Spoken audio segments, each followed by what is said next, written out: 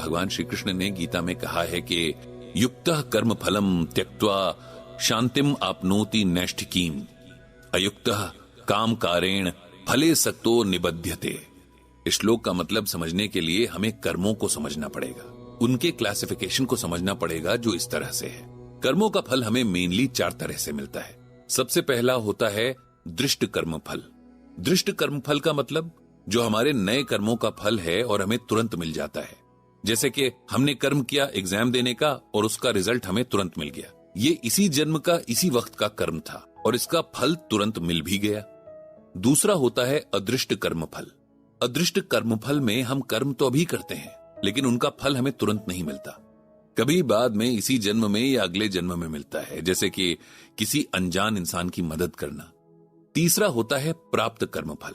यह हमारे पिछले कर्मों का फल होता है जिसकी वजह से ही हम कहां, किसके यहां और किन सिचुएशंस में जन्म लेंगे ये सब तय होता है।